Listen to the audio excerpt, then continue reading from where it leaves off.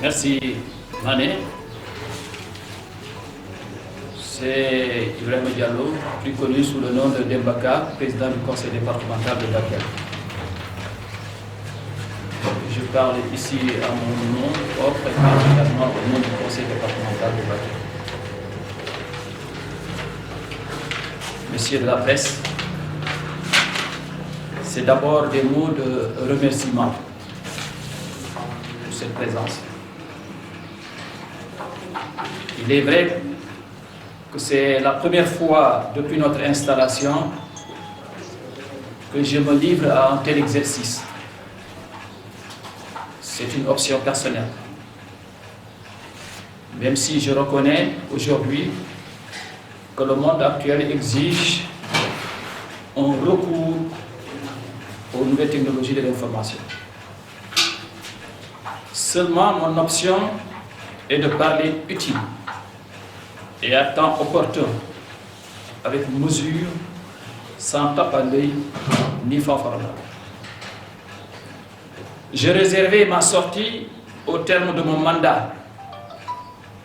pour faire le bilan de ma mandature dans la perspective de la réédition des comptes. C'est une obligation légale et morale à tout élu et sous ce rapport, une exigence des populations et de mise. Ma sortie aujourd'hui, en bouleversant l'agenda que je m'étais fixé, résulte du contexte national et international caractérisé par la pandémie du Covid-19. D'abord, pour me féliciter des fortes recommandations du président de la République, M. Macky Sall, et des décisions prises pour prévenir cette maladie. Cette vision éclairée du président de la République a trouvé un écho favorable et une totale adhésion des forces politiques, religieuses et la société civile. À tous, je salue le sens patriotique. Ensuite, je salue l'engagement des maires, des autorités administratives, des forces de sécurité et de défense, mais surtout des populations qui ont accepté de respecter les mesures préventives et toutes les instructions édictées pour endiguer la propagation. Je profite de cet instant, avec l'appui de vos organes, pour lancer un appel solennel à toute la population à maintenir la cadence. Nous sommes sous menace. Chacun devra être sa propre sentinelle, au devant, pas derrière, pour faire face au danger. Il n'y a pas de répit. Et les seuls slogans du moment, c'est d'inviter les gens à adopter des mesures d'hygiène en se lavant régulièrement les mains à l'eau et au savon, d'éviter les rassemblements publics, de rester chez soi si on n'est pas au travail. Dans cette lutte collective, le conseil départemental, dès les premières heures, s'est engagé dans l'action en mettant à la disposition des populations des produits antiseptiques, des dispositifs de lave-mains, du gel antiseptique et en appuyant avec les mêmes produits les services publics de l'État. Dans les heures qui suivront, un stock important en riz et en huile sera mis à la disposition du préfet au nom du comité local pour assister quelques daras. De même, une enveloppe de 1 million sera remise au préfet pour le compte du comité local pour diligenter d'autres actions. Aussi, dans les jours qui viennent, une somme de 3 millions sera versé au compte du fonds Force Covid-19 en guise de contribution du conseil départemental de Bakel. Mais l'annonce que je voudrais faire, c'est cette initiative que je veux partager avec l'ensemble des élus du département et avec toutes les bonnes volontés. Elle consiste à mettre en place au niveau départemental un fonds dénommé Fonds départemental de solidarité et de résilience face au Covid-19, qui sera logé au trésor départemental pour accompagner les pouvoirs publics dans leur démarche d'inclusion socio-économique du département, au niveau du département de Bakel. Le conseil départemental est déjà disposé d'y contribuer à hauteur de 1 million. Nous devons vite prendre conscience que les jours à venir seront difficiles.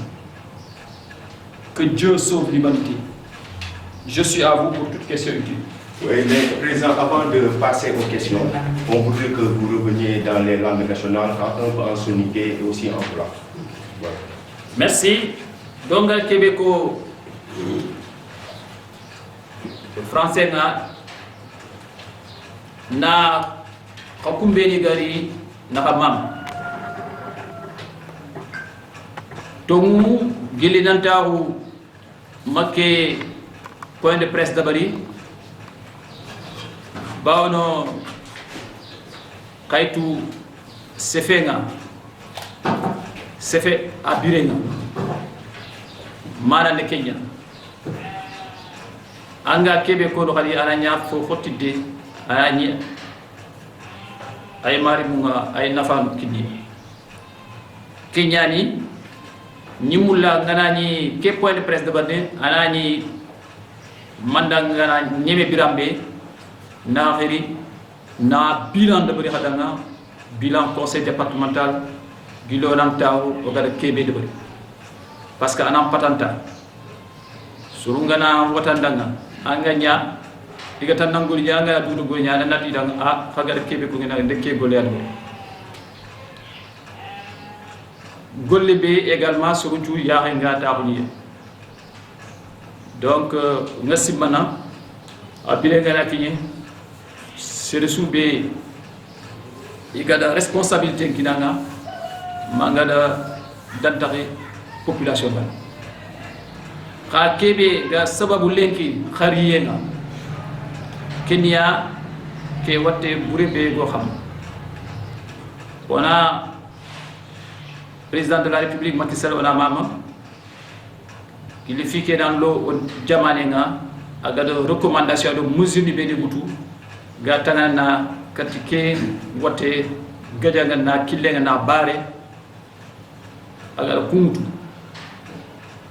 ado fofo gani parti politique fofo gani crissé diga kuba xine les religieux ku beni xa gani société civile ado jamane ke mumanga aditahu pour ni moko isu dunga danga agada kebe wutu nanti fo siriani pour na ke watte na gaja parce que o bari aga kebe nyana jama kutulu jawani kutulu kenyani ona mama tikenga finlandi ngari ona maire ni ku mama ado administration ado force de sécurité et de défense beniga o makayre iga sigido na mesure ko na so ko mi ga mesure ko respecter donc banisu ado bonne volonté ni kusu banisu gada kebe de bari pour na ke watte gaja ngi kamanga ngi féliciter ne anya yere anya Sénégal kutin no nga o ya su mama da kenga ka nanti gaja ke amanyemi orawati na finne jopene parce que watte ke harisa a fay tallan lolu jamane no ngana région ni beni wari aga ro no nga ige bunya donc gajange ke harisa a finna yereya gajange ke ha ida ko surundanga nanti labe kille kittuku labe sabule ndolji rassemblement ni kuni kungara na sane suga kata tahuni kangalanta angana girang mulnya nuku ngandari na tahan kan na deji parce que watte ke tani tama surunya ni din te watte ke pour nan chanqi a jenya donc harisa wana ku mesure ni oni debari oni utu wana continuer umun na fambanani filandi na manne gilli watte ke ga bangé Sénégal no nga au conseil départemental o ma dugundi tout de suite odo disposition ni mutu oda produit ni mutu sabune lave-main gel oda distribuer population ni na tout nanti conseil départemental ana département ke mouma ñaayata on ta commune bané donc nukusu onam patanta du koy no na fo ñaanam donc oda joppa commune ni naxam oda joppa également district sanitaire o gadi appuyer yo ga tini hôpital ni service d'attente yo goni xadi odi appuyer pour que bani suna tigiti o gada kebe kine ina kata du tangana ke wati ku waxti depu mo gada marondeni préfet nanga pour que ku beni le beni ga darali ku no nga parce que ça itakatele 8h ngana kine bani su takikanya couvre feu nya yige mo nga xote nyan sa mo gada marondo dilwinga o gada kini préfet nga pour darali ku mo gada million kini également préfet pour comité local parce que comité yi préfet qui a le président comité mo gada ke enveloppe wara ma pour que également action di talabé ni gada jiri iga kata sikido ken filandi nga mané yerdo bitu lamanu mo gada 3 millions également kini fonds iga kebeli fonds force covid 19 iga do trésor nga public. Donc, président de la République de Trindi, on aura au Kitu le Goleke Noronga, donc, 3 millions de francs. Mais, dans le Québec, au coup département qui est Bakel, il faut gagner élu, il faut gagner bonne volonté, il y a fédé, il y a personne physique. Il faut gagner un département qui est Koubé Gante. Mais département limu ngani on a fonds yogo dabari compte yogo wuni bani su demande nganari parce que gadja yake ari ni giruwa ari no khotwa donc au moins l'état ngana fo xaye anani fonds ngere aga trésor public nga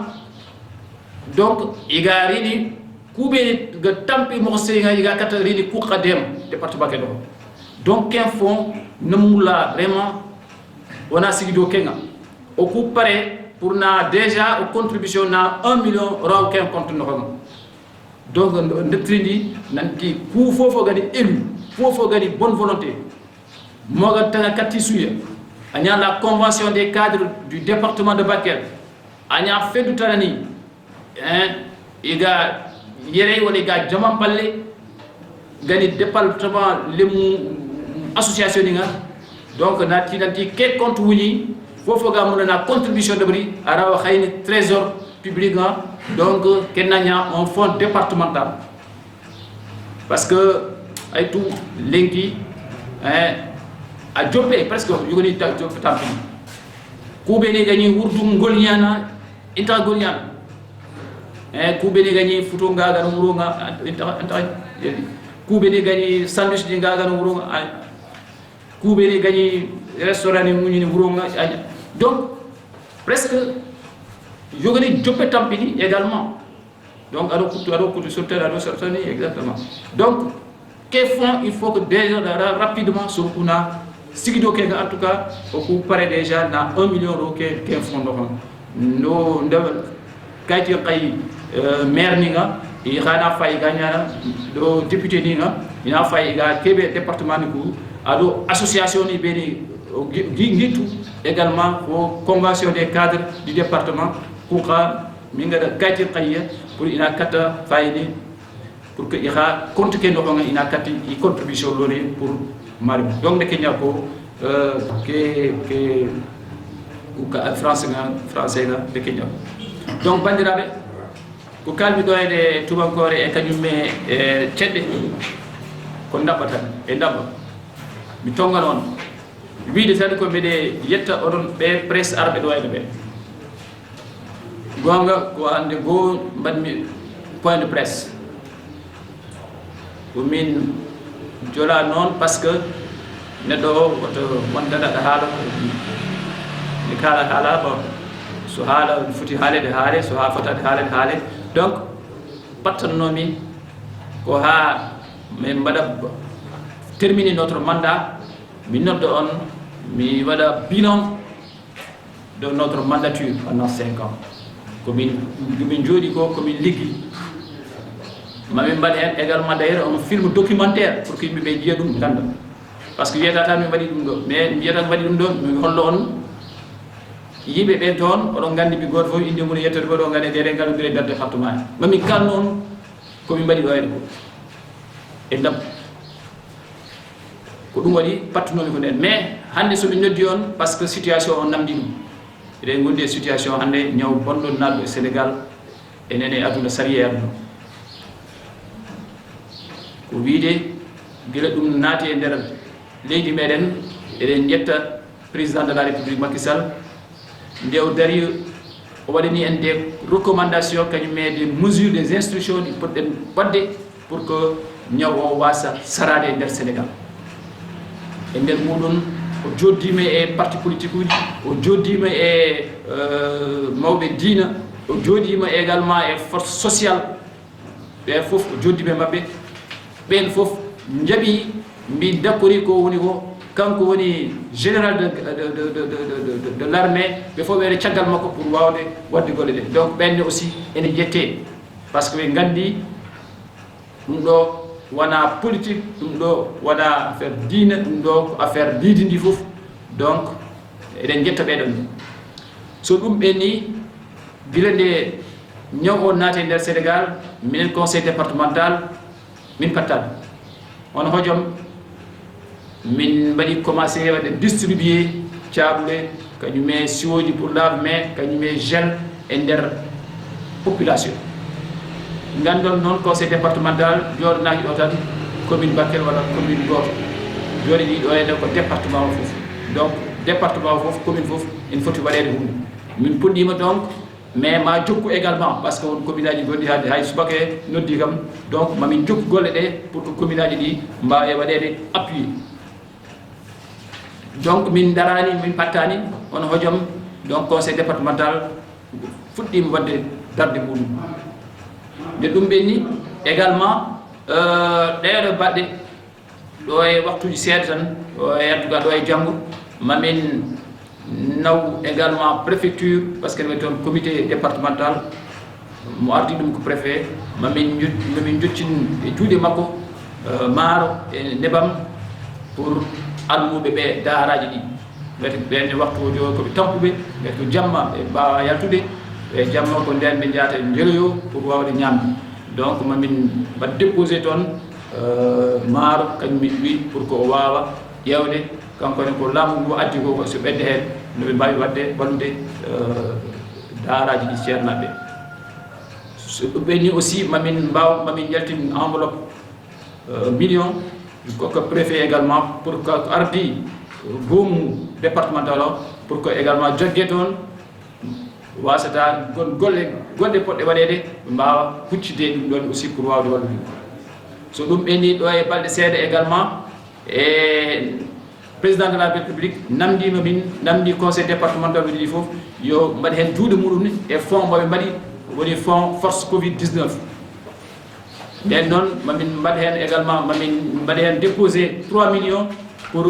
contribution conseil départemental mo Bakel. So ɗum ɓenni surtout ko jinmi haalde mbeɗa jogui anniye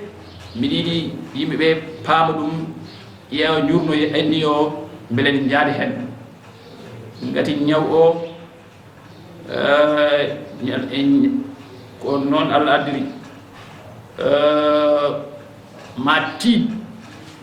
ma tiiɗan surtout miskineɓe. Donc ene foti ga laamu ngu wi ene adda kono enen koye meɗen e nder département he mbimi yomin guddit compte goto fof waɗa hen contribution muɗum pour que janggo e janggo so ballal ari ummima dow yonani beele yimɓeɓe ne ɓaɓa e fond oɗon wawa également wallidde miskineɓe ɓe gati won fuɗiɓe tampude yeeyannoɓe jamma natti gati ko couvre feu ɓe jeeyanno lacciri ɓe jeeya sandwich ɓe jeeya restaurant uji mum jamma donc ɓe jeeya jamma sup ɓe joni ɗum ɗon ɗeɗon foof presque darimi nden nde ko liggotono jamma o o natti donc fuɗɗo yimɓeɓe puɗɗoto tampude donc il faut ko yimɓeɓe ganda tampere ni yesso donc il faut que daroɗen pour que oɗon fond oɗon compte yimɓeɓe mbaɗa ɗum ɗon beele population o so wodoyi eɗen mbawi wallede. Donc minen en tout cas conseil fond o noon koye trésor ma en guddi toon compte trésor départemental ɗon ngaalu Sénégal foof ko ɗon watte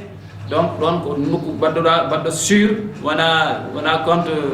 Demba Ka wala compte Massamba walla Mademba ko compte mbaɗeteɗo e nder trésor public donc ɗon yaltinde ɗum wona mi yaltinde ɗum wona Massamba yaltinde ɗum donc fawi tawi tan koye tampuɓe ɓe ɗum mbawi wallede oɗon compte minen mami windi maire uji ɗi e lettre batande président mabɓe ko Bocar Hammadi kanko woni maire Gabou kanko woni président mabɓe mi windimo lettre également pour wiide yo wat convoqué maire uji ɗi ko ɓe jewtide e oɗon fond no wawi darade ko yaawi minen déjà conseil départemental min pari wadde hen million participation amen e oɗo compte parce que il faut que yimɓe goto foof mami windu également président convention des cadres du département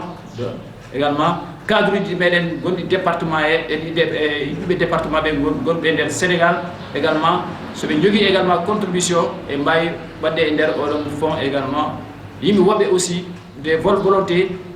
yimɓe wadde également contribuer pour oɗo fond départemental waɗa ɗum ɗon ko ɗum ɗon jinnomi ɗo kalnomi oɗon mesure yo yaw par ce que affaire nde nene tiiɗa nene muusa donc yo yimɓeɓe jaw mbaɗa ɗum ɗon yalla faabo yalla dandu Sénégal Allah dandu aduna o e oɗo ñaw wassalam. Merci. Toujours en langue pulaar, on va laisser à notre confrère monsieur Diop de la radio Falémé de Kidira, Diapere FM de Kidira, pour la première question, toujours en pulaar. ɗum noon monsieur Ka ko adi fof min calminima min juurimama kadi mi salmini kadi bandiraɓe woni presse wonɓe ɗo e noon woni jañjeji gonɗi ɗo ɗi fof sen jarama jen hannde kala jayde wonde ɗo e nder département mo Bakel hannde nan ɗo enam dari woni local o woni radio mum woni télé mum ko adi fof min jettima min jarima e ko kadi ko kalɗaɗo joni e discours maɗa ko hunde nde ganduɗa hoore maɗa ko wonde e mana kono noon kadi min yiiɗi artude hen seeɗa tan e banggal caggal nde mbaɗɗon balle ɗe mbaɗɗon ɗe ha mbaɗɗon hen kalis moɗon mbaɗɗon hen fof ko foti waɗede ko fof e kadi population iɗin gandi kadi ko hunde nde ganduɗa meeɗa wonde ɗo e ganda ko fo en walla ko way noon andaka wowaka donc anna caggal nde mbaɗɗon ɗeɗo balle fof guiri ɗon kadi ɓeɓe ganduɗon ko cadre uji département ɗi men mbawata darade hen kadi mi dana munen population ne ɓe ngannduɗaa ko jooɗi ɓe gure mumen walla miskineɓe kamɓe ne hol erago mo paatata e maɓɓe ngati so tawi wonti o mballama ko noon ne yonto population foti hedde kamɓe ne hol erago paatata e nder population a jarama ceerno Diop radio Jokkere Kidde erago ɓurɗo tengtude hannde ko ɗiɗi ko fayi e population yoɓe tinno ɓe mbaɗa continuer mesure aji ɓamaɗi ɗi ɓe mbaɗa ɗi appliqué par ce que ko ɗum ɗon woni safara goo o en kalnama ala vaccin ala poɗɗe ala piqûre ala hay ɓurtere pour safru ɗum donc erago goo numéro 1 o ko yimɓeɓe yo tinno ɓe continue ɓamdande ɗiɗo mesure aji ɗum ɗon famata yimɓe numéro goo ɗiɗo ɓo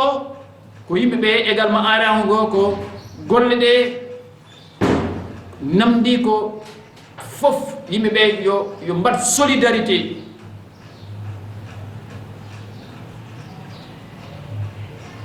en ngala e dimension compétition meɗen hannde ko comment combattre no mbaɗete combattre force covid 19 ɗum ɗon woni hannde golle ɗe wona compétition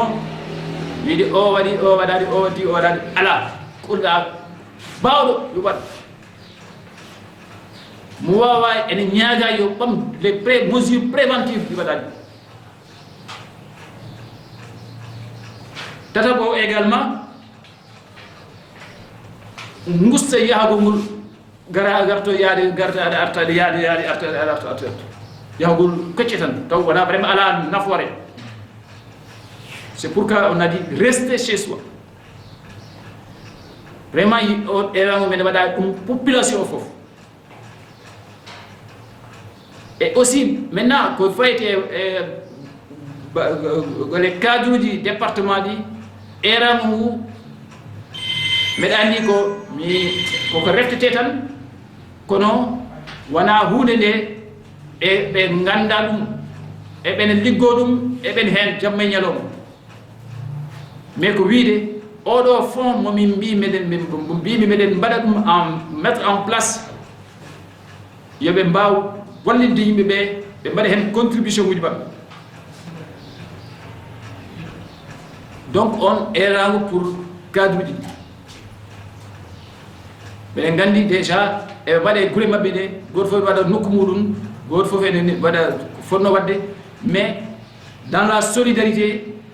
yo ko woni fedde nde woni goto fof e nder membre taw wona hayso wona fedde nde goto fof ko wawi à titre individuel wawa wadde contribution muɗum e oɗo fonds départemental de solidarité et de résilience face au Covid-19. D'ailleurs, non mimbi contre le foti intitulé. Donc, et également les maires, les élus, les députés, yes. Donc, dans leur contribution pour que les autres aussi suivent, on va servir d'exemple. Voilà, Président, merci. Toujours dans le cadre des questions, pour mieux éclairer l'opinion, nous savons que vos équipes ont longtemps sillonné le département pour mettre en place les produits détergents, savons, kits de lavage et dispositifs de lavage des mains dans tout le département. Mais aujourd'hui, on voudrait savoir concrètement, en chiffres, la quantité. On voudrait savoir en chiffres combien le conseil départemental, jusqu'à présent, a mis concrètement pour véritablement lutter contre le Covid-19. On veut des chiffres maintenant. Merci Mané. Depuis, comme je le disais, depuis que la maladie s'est déclenchée au Sénégal, nous n'avons pas attendu, nous avons très rapidement pris les devants. Et jusqu'à aujourd'hui, à cette heure-là que je vous parle, nous avons mis une somme qui, pour le total de nos dépenses, qui se chiffre vers 5 millions et quelques. Alors si on désagrège cela, nous avons à peu près 900 et quelques paquets de savon que nous avons mis en place, une trentaine de flacons gel, 56 non compte tenu de ce qui est en train d'être commandé pour les GABA, parce qu'il y a d'autres qui demandent 56 lave-mains. Nous avons en perspective dès ce soir mettra à peu près une cinquantaine de sacs de riz, à peu près 80 sacs de riz de 50 kilos. Nous allons mettre également à peu près une vingtaine de bidons d'huile de 20 litres. Nous avons appuyé le service d'hygiène et du district de Bakel pour un montant de 300 000. Donc, voilà, on peut ramasser, si on le chiffre en valeur monétaire, ça tourne autour de 5 millions et quelques de francs. Donc voilà un peu ce que nous avons eu à faire pour le département pour l'instant. Parce que ça va venir, hein, parce que déjà il y a des communes qui ne sont pas encore servies, qui attendent. Donc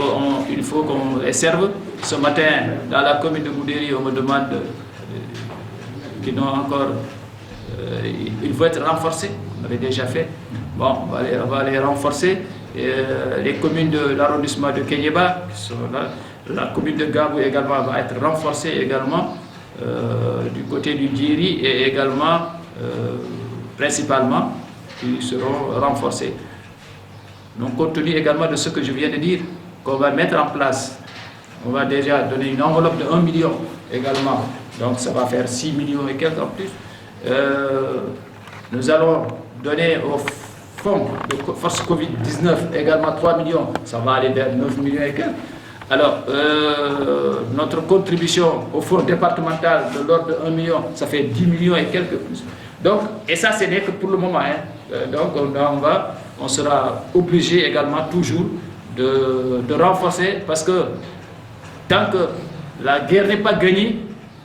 il n'y aura pas de répit. Tant que la guerre n'est pas gagnée, il n'y aura pas de répit. Il faut y aller. Donc, nous allons Québec ça.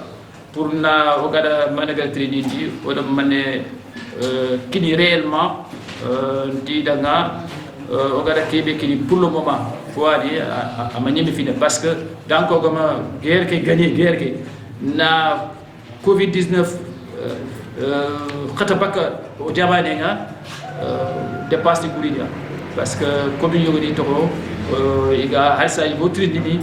nanti wala fo wala fo khayya donc rek so bay mais il faut kita sur ngi téléphoner donc fini ko fari ni commander hadi pour ana fo ka fait mais yere o ga no ko be yere presque o ga kebe nya sabunen do gel do fo nga ado sioni ku ay tele millions karagi do fo donc o rek ñaaro peut-être ku nga mais amanye mer parce que comment taniri donc angala ka fi a dangini kenga kebe hari oga foydi yerdo umbane oga maro khaydi ado té donc presque 80 sacs de 50 kilos ado bidon d'huile ni à peu près vingtaine de bidons d'huile oga khayni également ado million khalis million oga khayn doki angana ka fu 5 millions presque ñal 6 millions dang 6 millions anganari également ogari ni kebe kini également l'état na fonds force Covid-19 3 millions donc a été 9 millions quelques anganari également ngara kebe ko nanti o yime département ngayra on a fonds ni on a compte ni n'est-ce pas au trésor nga bani su ni possible anga kat kebe da ngannari godo fili o mon daga yi parce que ndari pour jamane nya pour un département anga sikki dans département donc fofo gani élu oya ñagana vraiment que fonga anar sikité anar gati donc on a kitabe de lettre kay maire ni nga pour ina fay ngara kebe ko proposer yele go dungé vraiment ina carte en tout cas au yele déjà moga million lo compte ke ndonga pour département ke parce que l'état nga gana demander liti bon ta gabono ay gabono mais kubeni ga mul ga sida kita yam pungu kebe gari parce que déjà tampin lo yogoni kubeni gani golinyana buronga c'est presque ta golinyana donc tampin ni khotwa ak ni khotwa donc kubeni vraiment déjà miskini yani khadi ke ganari également bon tampin lo non donc ke font arine sigiti kunya yere pour nakata département ke dema donc angala ke xakabe o télé ma million ni tam anani o mo dugu fi parce que combat ke bani tant que o ma covid 19 bugu jamane ke no nga jeje tay il faut que sur ku nan tigi pour na gagner donc le ke ko fo bandirabe wala mane namdi kam ko ko wada vraiment yuri kal ko bi mbadi hen réellement gilande dum do fuddi yama tiabule nawama siwoji nawama geludi nawama yomin kal à peu près yimi somin kay do hande presque sabunde yibe be am pam tan département conseil départemental jogi do en ko département ay wertamo département on a commune go te commune fofu ene foti yide hen hore mudu e der conseil départemental min badi commune Bakel commune Bawno min badi commune aji kudidi aussi commune Bawno min beydou également wadde dum parce que min jogi do ene e der département Bakel ko 12 communes donc il faut que mamin baw dia wadde également continuer à wadde renforcer commune aji hay subaka he mi noddama on commune aji dodi kam ni ene namdi renfort donc woni de somin kisima tan e bangi kalis en way do joni min bari dépasser ko buri million ngaji joyi mais gasante parce que min badi commander également maro et nebam pour également mamin ko koy dum préfet pour almube be wonbe daraji di walide be en ko jamma jeloto pour nyambe joni jamma ko couvre feu bawa yaade yoli donc el benen namdi wala wobe aussi namdi bal mais dum don fof ardata so wana yibe be aussi pilliti daranade dum carrément ko dum wadi mami balit ko comité local aussi million mami balit également état Sénégal compte mo wuni o mo ubiti mo uditi o trésor public mami balit be aussi 3 millions mais mi ñaagi également enen bibbe département be hol darne ni podde darade dum wadi min biiji min bi il faut que min guddita compte ko compte ko pour département ba compte o wonata koy der trésor perception compte o vraiment pour que élu fof gonne der département o wawa wadde dum contribuer wawa addude balla mudum yimbe meden bandirabe meden cadre ji wonbe nder Sénégal également goto fof ko wayi wahen alimenter odon compte minen déjà min pari wadde hen compte 1 million parce que hare nde juuti hen nde tiidu hen woto yimɓe ɓe cikku ko ni tan wonde nde ganduɗa fuɗɗima sarade e région ngaji ɗi donc wona hunde tokosere ma tid ma ɓooy donc won ménage uji tampere naati déjà ɓe yeyannoɓe ɗo ene jamma café touba walla ɓe yeyannoɓe lacciri jamma walla ɓe yeyannoɓe sandwich alors e jamma tan liggotono hakkadi gatti tan donc tampere ari déjà ɓe wonnoɓe ɗo aussi miskinaɓe déjà tampere ari donc tampere nde yaaju yen nde tiiɗo yen nde muusi yen ko ɗum waɗi il faut que yimɓeɓe ndaro déjà jaggotira mbawa wallidde miskineɓe ko ɗum waɗi min mbimi mbindumi lettre président cadre intercommunal des maires woni Bocar Hamadi mo Gab maire Gab wiide yo noddu maire uji ɗi o haalde mabɓe o waɗaɓe expliqué n'est ce pas yiyandam pour oɗon compte pour que goto fof waɗa hen junngo muɗum mami noddu également mami windu lettre cadre uji département ɓe aussi pour que wiideɓe également eɗe jogui oɗo anniye vraiment yo mbaɗi hen juuɗe mabɓe pour que janggo e janggo so laamu ngu neldi département Bakel asko seeɗa taw enen kam eɗen jogui ɗo e fond ene wawa yaade wawde wallidde également ligguey o miskineɓe e tampere muɗum donc ɗum ɗon kalnomi e Saramkoulé et Kagmé Toubako. Voilà, Président, on va maintenant terminer par une dernière question. Comme vous le savez mieux que moi, que Bakel est une zone frontalière avec des frontières communes avec la Mauritanie et le Mali. Aujourd'hui, on voudrait savoir quel appel vous lancez auprès des autorités étatiques pour que véritablement Bakel soit encore mieux préservé, et aussi quel appel vous lancez aux populations et pour terminer aussi aux médias locaux pour intensifier la lutte pour préserver véritablement le département de Bakel. Merci Mané. Je pense que c'est une question importante. Notre situation géographique aujourd'hui qui était un atout est devenue une contrainte. Parce qu'il y a un cercle de feu aujourd'hui. Nous avons du feu à l'intérieur, mais tout autour également, les pays qui nous ceinturent également connaissent à peu près la même situation de la pandémie. Donc c'est extrêmement préoccupant. Et nous sommes à la frontière. C'est pourquoi je vais commencer d'abord par les populations. D'éviter les mouvements, les déplacements. C'est vrai que les frontières sont fermées, mais il peut y avoir toujours des petits insoucieux, puisqu'elle est poreuse comme frontière. Donc, il faut que les gens s'abstiennent de franchir la frontière. Vraiment, ça c'est vraiment la première recommandation. La deuxième également, par rapport aux populations, nous sommes à la frontière. Nous sommes loin des centres de référence.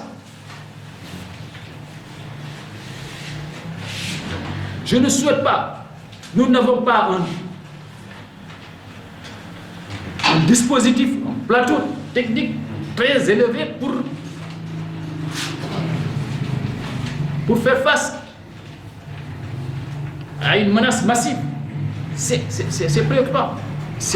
Ils ont des limites. Ils peuvent les prendre en charge, mais ils ont des limites. Ça aussi, c'est la réalité. Donc, les populations doivent encore redoubler d'efforts dans la vigilance à adopter ces mesures de rester chez soi, d'éviter les déplacements, de faire des mesures préventives d'hygiène. Ça vraiment, il faut que les gens acceptent. Mieux vaut souffrir pendant 3 mois qu'à l'espace d'un mois que toute la population soit décimée. On ne souhaite pas. Aux autorités étatiques, je pense que déjà les efforts sont faits, les gens sont en train de mobiliser. Mais les techniciens de la santé peuvent savoir mieux que moi les besoins qu'ils ont aujourd'hui. Mais je sais qu'aujourd'hui,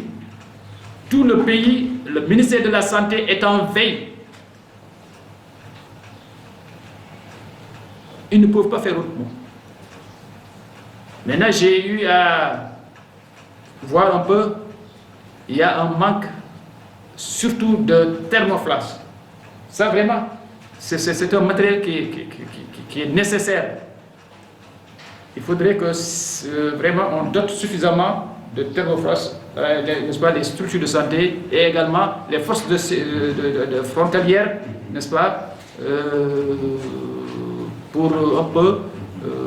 faire les tests vraiment quand tu fais des entrées dans les villes, dans les villages comme ça, au moins que tu sois au moins un peu testé. Hein. Donc si on avait ici au niveau des officines de pharmacie, le conseil départemental a acheté pour mettre ça à la disposition des forces de défense et de tout. Mais il n'y en a pas. Donc c'est un truc spécial. Alors je voudrais que vraiment l'État, dans leur dotation, prévoit vraiment dans les zones frontalières ce matériel-là. Maintenant le reste, ça c'est les techniciens eux-mêmes, je crois qu'ils font remonter les informations au jour le jour pour voir ce dont ils ont besoin. Donc, ngare kebe ko manega trade kebe o fay frontière nya na mané ko no population dana na mané ko no fayni dana mais katinga jabe ni d'abord je vais terminer en français pour la presse locale. Vraiment vous devez jouer un rôle important. Les radios, je sais que déjà ils ont commencé à le faire. Les télévisions communautaires là aussi, locales, essayez de voir vraiment faire durant vos émissions des flashs comme ça, des slogans un peu pour les mesures préventives à prendre, les gestes simples à adopter à travers vos télés parce qu'elles sont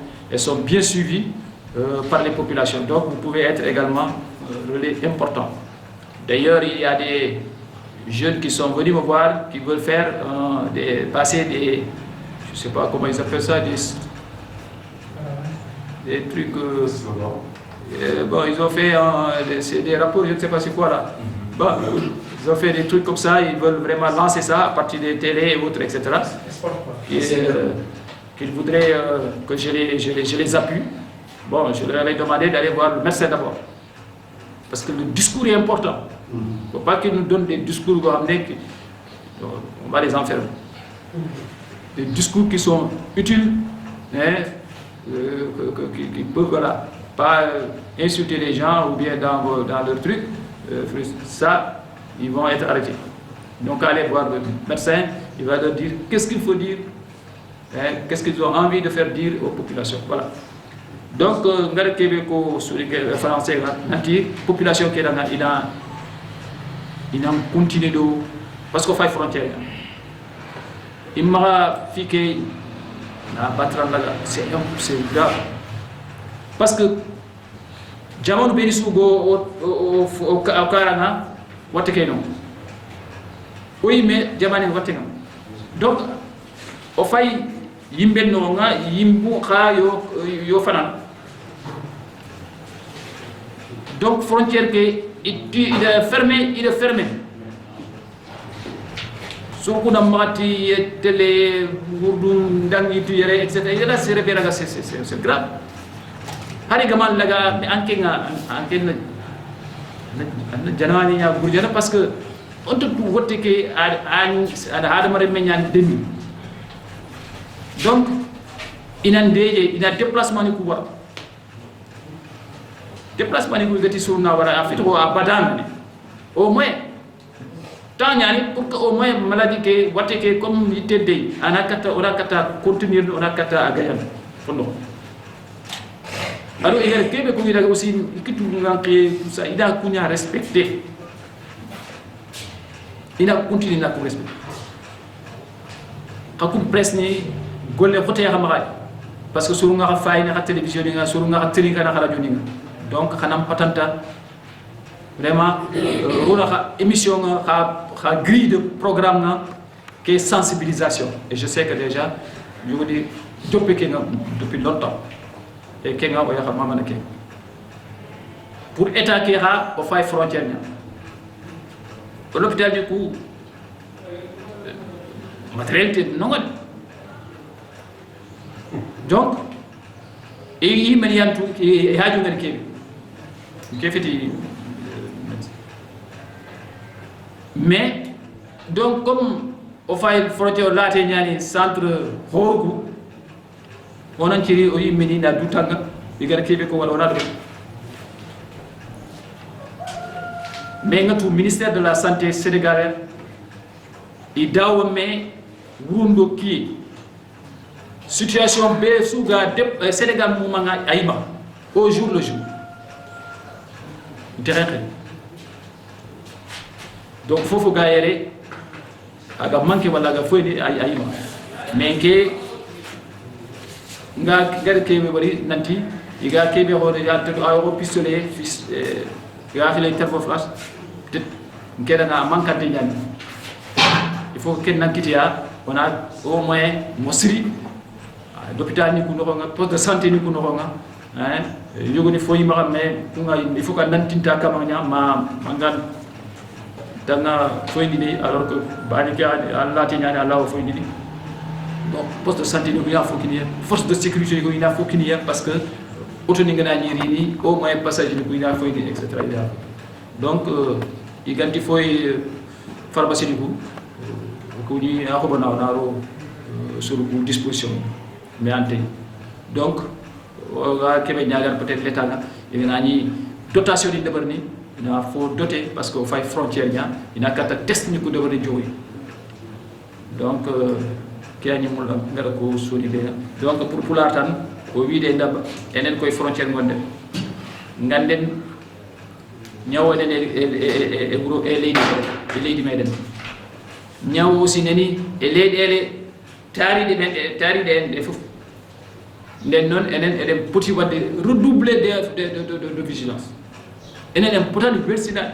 eɗen gondi centre donc woto golsiɗo haade neɗɗo wiyani yahani tacca yahay waɗa gaari ya waɗa gaari ɗum ɗo ko bone tan gaddata yimɓe et également sa jaggama ɗum noon an hen yimɓeɓe mbiyama ñaw o en mbiyawi sarade ala safara nden noon ɓe mbi en mbaɗini en mbaɗen no ɓe mbiyene mbaɗi mbeɗen kisa so ɗum ɓe ni aussi laaɓal ngal aussi yoɓe yimɓeɓe toppito ɗum ɗon ɓe mbiyani yen 4 galleji meɗen abadan ko dumunna mbele ñaw wayno waɗe contenir ene wawi haɓede donc ɗum ɗon wiya donc il faut que yimɓe ɓe darono ɗum ɗon mbasa wessidade ha hande ene ɗo ene jii hanki on maayi e covid 19 waɗi ɗum e nder Sénégal leydi men c'est extrêmement grave so ɗum ɓe ni également pour laamu o également mbeɗa andi e ɓe ɗaɗota ko hande ministère de la santé situation mo jogui situation jour par jour heure par heure e nder wertamu Sénégal donc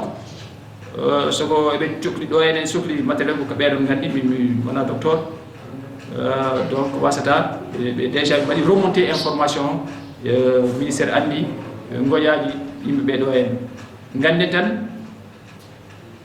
dispensaire uji tokson joguiɗen ɗo en nden noon yen mbawa darade pagoroɗen hono koye meɗen mbaɗen sentinelle koye meɗen so ɗum ɓe ni peut être onon presse locale onon télévision locale uji ɗi onon radio ji locale ɗi vraiment golle mon ene